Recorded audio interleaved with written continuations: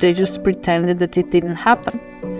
I have to say that if we had received just one phone call from this company saying, we're so sorry, and, we feel awful, we probably never would have organized any legal thing. Because nothing can bring back ourselves, right? But this treatment of us as if we don't exist, as if our daughter isn't important, I felt that somebody had destroyed a part of my child. A separate part, she's running around without it, but it still belongs to her in much the same way. And I felt, this primal, you touched my child. This is just a very primal emotion that functions, I think, more or less the same in everybody.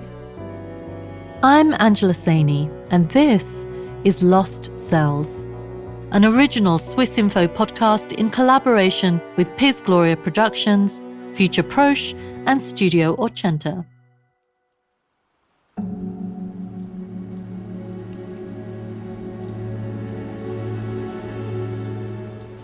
Back at home in Belgrade, Tatiana and Ratko were juggling conflicting emotions. They were still sad, but then also angry at what had happened to the stem cells they had tried to get to North Carolina. The cells were supposed to allow the doctors at Duke University to help treat their daughter Isabella, who has autism. It was experimental, sure, a new scientific frontier filled with uncertainty and hope. But that never happened. In medical terms, the cells arrived non-viable. In plain English, they were dead. To Tatiana and Ratko, it was a disaster that left a massive void. As the days and weeks passed, they began to fill that void with a determination to hold someone to account. We spent a lot of time, him going through the legal work and me going through the legwork to find out everything we could about this company, about our legal rights, about our contract, about the standards of care in this business. As a lawyer, Ratko had experience working throughout Europe. He knew of its various legal jurisdictions. And before I became a mother, I was a consumer protection expert.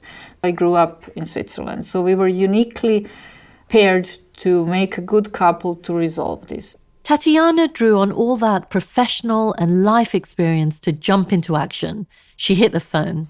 I spent a lot of time calling people who might talk to me and who might know what's going on inside the company, like former employees, former business partners, current employees. So a lot of people were talking to me even though they shouldn't. The company Tatiana was so determined to worm her way into was called CryoSave. Tatiana didn't know it at the time, but there was someone in Switzerland who was also paying close attention to what was happening at CryoSave.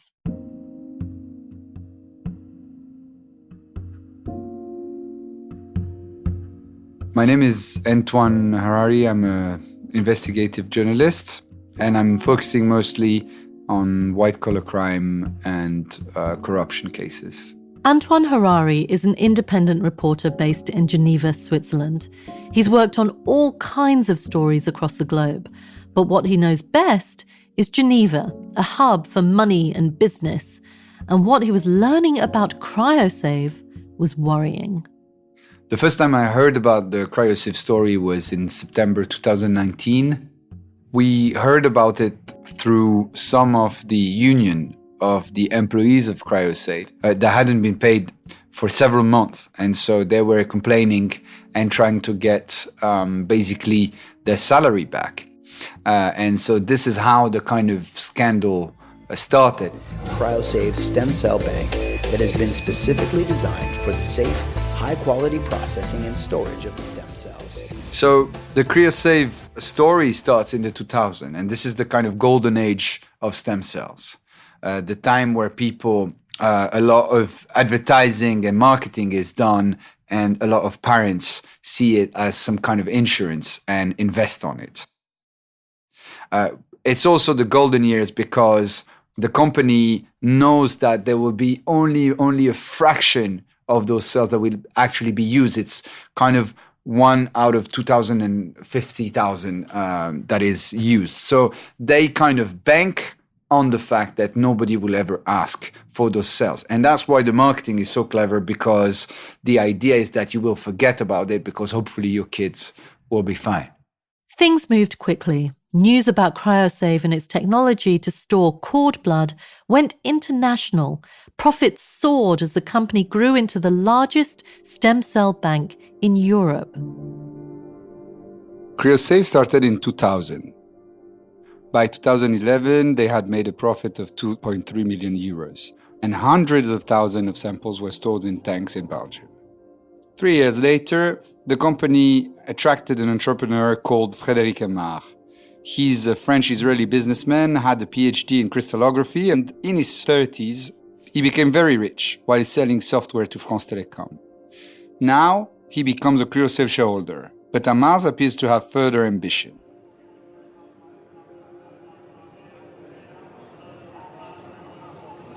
CryoSave was shifting into another gear, now with a new name. On October 14, 2015, a group called Esperite opened the trading at Euronext Amsterdam.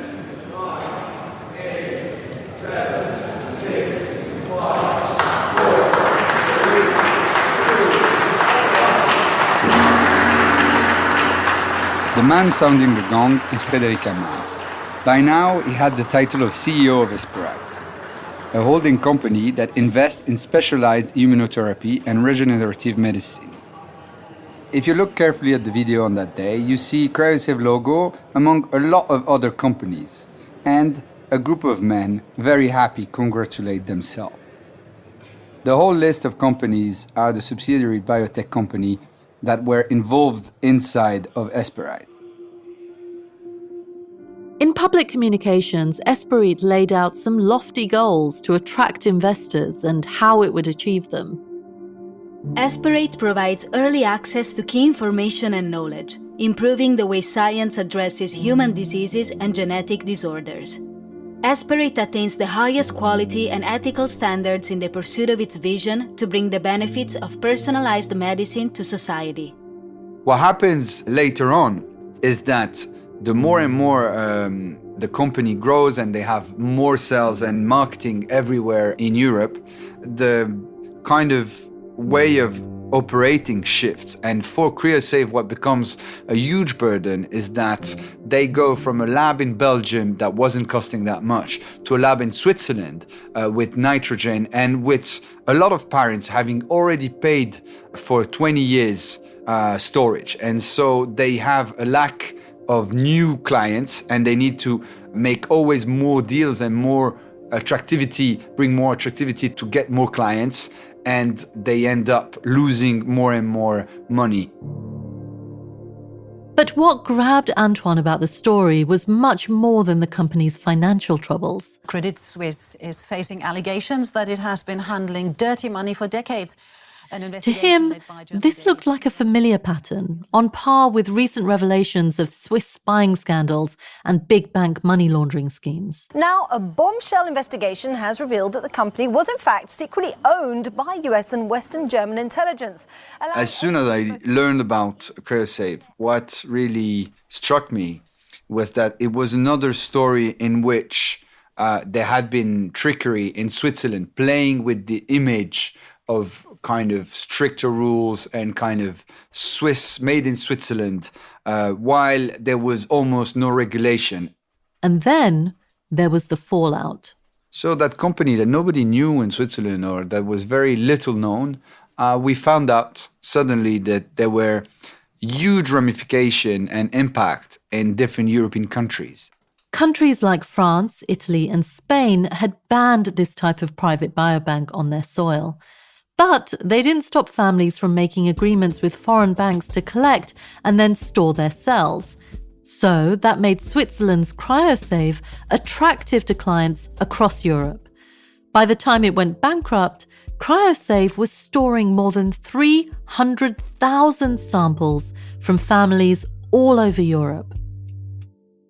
And so you would see one country after another light up in terms of news and media with parents that were very concerned finding out that actually the company that they had given the cells of their kids maybe sometimes 10 years or 20 years before had suddenly gone bankrupt. And so one day it would be Italy, the next Spain, then Serbia, and all kind of countries in the Balkan. Personas confiaron para congelar las células, quebró y el laboratorio que se hizo cargo... Cryosave, jedna od najvećih privatnih banki matičnih ćelija u Evropi, izgubila je prošlog meseca... Massimiliano Raffaella, cosa vi hanno detto? No, Dove sono finiti i cordoni ombelicali dei vostri figli? Più che cosa ci hanno detto, cosa abbiamo visto? Nel senso, comunque abbiamo visto...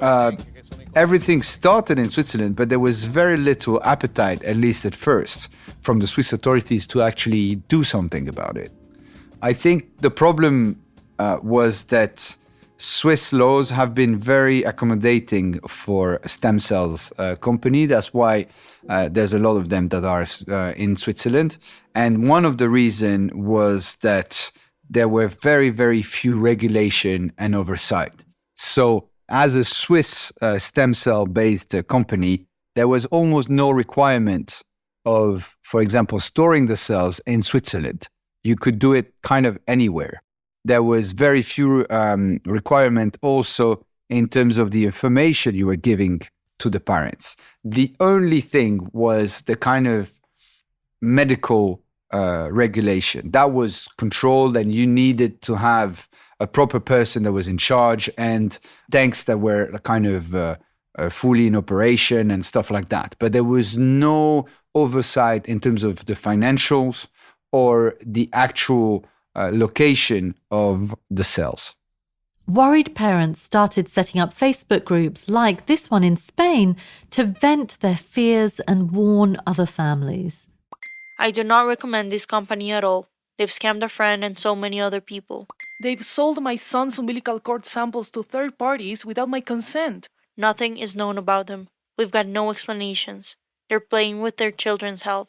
Shameful. But when we were working on it with my wife, Valeria, as soon as she wrote in Facebook groups that were created by the parents, she was suddenly then assaulted by question and ask for help, cry for help of parents that were desperate and were getting no answers. And so this kind of vacuum of information, and a legal vacuum as well, is kind of the puzzling story there. The parents are on their own, and nobody really cares about the fate of the cells of their loved ones.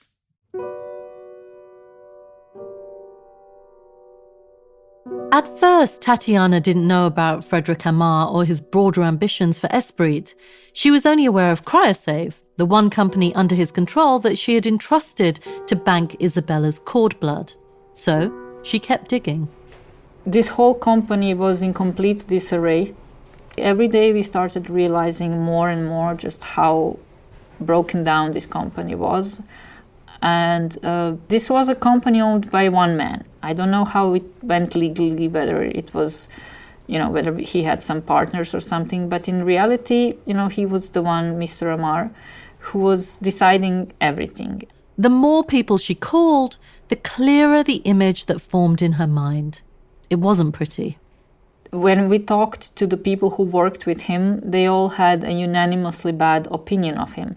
Not as a business partner, but just as a human. And so they didn't like him, they were scared of him. She also noticed a desperate sense of guilt from the people she talked to behind the scenes. They told me that it was, like when you boil a frog. So there's one small rule that you're breaking, and then you think it's fine, it's still going to be okay, and then it's this, and then it's that, and then a line is crossed. And now you're scared to speak up because it's going to be you guilty as well. In Spain, at home in Madrid, Luis Daniel Martin and his wife Gloria had some early doubts that there might be something not quite right about Cryosave. It started with the cord blood samples they had taken when their daughter Lucia was born. The samples that were supposed to save Luis Daniel's life. Hasta pasadas varias semanas. Yo empecé a darme cuenta de que eso... So they didn't reach out to us in any way until several weeks later. After that, I started realizing that maybe something isn't adding up. So I called the person who was in charge of the commercial area at CryoSafe Cryocord. Her name was Raquel. And I said, look, this is what's happening to me. And after speaking to her, I actually got an email that I still have. In that email, they confirmed that the only sample that arrived at their labs was a blood sample. They had nothing on the cord sample. Me extraña muchísimo. Hablo con ella, con la comercial, y le digo, perdóname, del hospital ha salido. How is it possible that I find out just now that I only have 2 vials of cord blood only, and no sample of the cord tissue, of the cord itself? Del cordón en sí, de lo que es el tejido. Y ella me dijo que... And she just told me that the laboratory told them that the cord sample was just not valid. Y le dije, ¿qué implica? O sea, and I said, what has to happen so that a sample is not valid? And she goes, well, I don't know. A lot of things can happen. It may be contaminated. A lot of things can happen. So I was left speechless. But I understood that, well, some things can go wrong, from the core being extracted, how it's kept until it arrives. I mean, it's a long journey, and anything could have happened. The problem came later, when the cells and the vials actually appeared. After being told the cord sample was invalid, suddenly the company was saying everything was fine and provided zero explanation for the mix-up. And that's what I can't explain to myself. If they weren't there before, and now suddenly they are actually somewhere, chances are, 1, either they lied to me before, 2, they've made a mistake, or 3, those samples that are actually there are not mine. Just like Tatiana in Belgrade, Gloria could tell that something wasn't right. And with her husband's life on the line, the father of her daughter, she wasn't going to wait for more letters in the mail. Cryocord y CryoSafe tienen información en varias páginas web y yo descubrí todo esto. CryoSafe has information on several web pages, and I discovered all of this through Facebook. Now, those users had no idea where their samples were. It was a Facebook group of people directly affected by it all. It shocked me a lot. My daughter was already 2.5 or 3 years old, or less, I don't remember, but it really hit me, and I started reading. And when I really saw the magnitude of that problem, I spoke with Luis Daniel quickly, and I said, hey, I just saw this. Is this true? What do we do? We also talked to my sister-in-law because she stored her children's samples with the same company. We talked to their friends. We were all in the same situation. We all joined the group. It was crazy. Nobody knew anything. A friend worked at the company and they owe her a lot of money. I wouldn't trust these thieves. My daughter was born in 2017 and we froze the cord with CryoCord. Yesterday we came across all this news and we are very worried. I have repeatedly called the contact telephone and it says it doesn't exist. I would greatly appreciate if you can give me any news, if you know anything else, both positive and negative. Thanks a lot. There was nowhere to call, nowhere to reach out to. The investigator within Louis Daniel became obsessed with those private Facebook groups run by other affected families, and in particular, one prolific and vocal commenter who claimed to be a company insider. His name was Javier Alvarez Gomez, and it wasn't long before Louis had convinced Javier to meet at a park in Madrid. Unlike the anonymous people who spoke to Tatiana on the phone, this man wasn't scared to go public about what he knew. Javier, yo, como te puedes imaginar, tengo muchas cuestiones, muchas preguntas por saber. Javier, as you can imagine, I have a lot of questions that need answers. I've lost many things throughout this time. So the first and most fundamental question I have is, since you know CryoCord from the inside, can you tell me what impression the company gave you while you worked there? Te cuento. I was in a lab, in a big lab in Madrid, in Mega Lab. I joined in February 2016. And as you can imagine, I found out it was like getting a master's in what an international company listed in the stock market should never, ever do.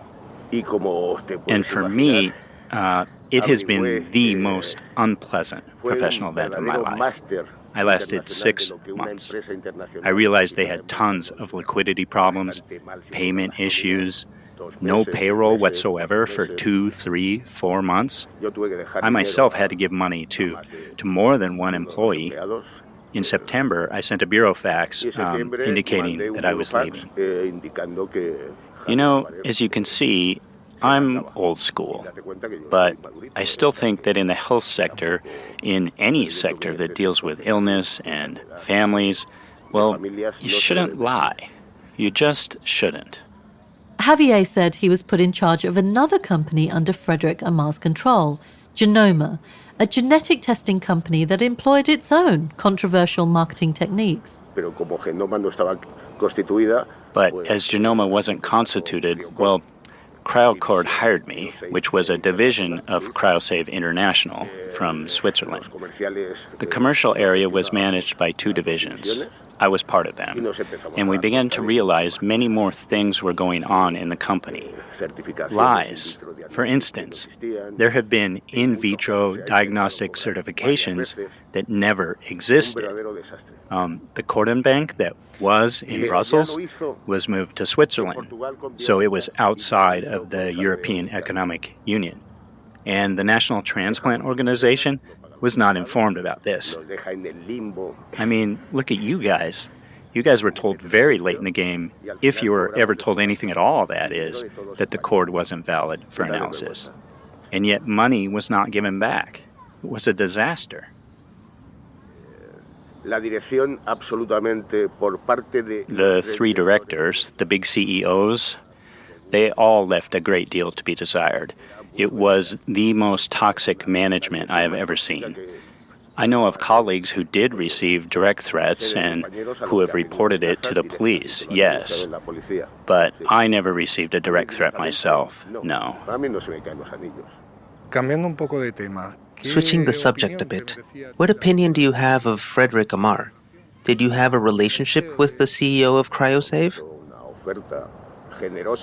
He made a generous offer to work on something that seemed to have major developments going on. He sold me the whole package, sold me a listed company, the largest company in cord banking with an impressive database and with an important market throughout Europe. I thought he was a brilliant guy, honestly, brilliant. But now, well, I think he's the most toxic CEO I've ever met.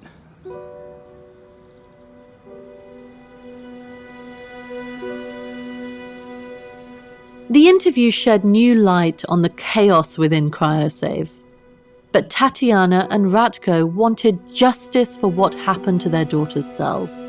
I wanted their lives to change as well, because mine had changed, and I thought that that was fair. They were trying to figure out what they could actually do. Could they sue the company or report them? And how would that work? A big international company like this would have assets and employees in different countries. So they figured they would reach out to the media for help. We were trying to rally media around this idea, and we were trying to explain to them that this is a big thing, that it affects 350,000 families all around Europe and the world, and that it's not a small thing. But they got zero traction. Besides Antoine, the Swiss journalist who was independently plugging away at his own investigation into CryoSave, the media just didn't see this as a big story. They had very limited interest in this, especially since they considered stem cell therapy to be some kind of new thing, some kind of space shuttle that isn't really important to anybody. And in the end, we realized that the Swiss agency, which is responsible for controlling medical institutions, is the one who will react to this. So we sent them everything we had. And they accepted the paperwork. They wrote back to us and said, okay, we will look into this. When companies get into financial trouble, they have to try to cut costs. They can stop paying their bills, or they can let go of staff. But for CryoSafe, letting the medical director go triggered some unwanted attention. Swissmedic is the medical authority of Switzerland, and they were supposed to check on CryoSafe credentials. And what happened is that by changing the name of one of the companies that CryoSafe was managing, they made an administrative mistake, and they weren't anymore in line with the regulation of Swissmedic. So basically, when the company went bankrupt, Swissmedic sent a couple of letters, email, nothing happened. Swissmedic is the agency that regulates therapeutic products in Switzerland. Kind of like the Food and Drug Administration in the US. They clearly expected a response. When they got nothing back, the agency filed a complaint against the company. Swissmedic asked the police to help search the CryoSafe offices, so they went. What the police found was a nondescript business park in Plan-Levart on the outskirts of Geneva. Once inside, they had a simple goal: to inspect the medical operation and then hand over the charge sheet showing that the company wasn't compliant. And that's what triggered the police raid. Unfortunately, when they came, everything was empty and had been emptied out for months. What happened to all those tanks with their precious contents, frozen in time?